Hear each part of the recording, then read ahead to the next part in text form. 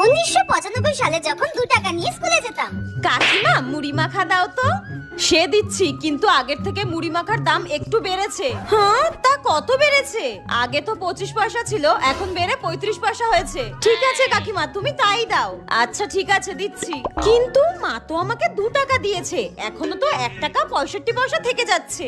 এই নাও মুড়ি মাখা। হ্যাঁ দাও দাও। কাকিমা তুমি আমাকে আরো 60 পয়সার ছোলা মাখা দিয়ে দাও। আচ্ছা ঠিক আছে, তুই দাঁড়া, আমি দিচ্ছি। কিন্তু তাও তো এখনো টাকা বেঁচে যাচ্ছে। থাকে থাকুক, কালকে আবার খাবো।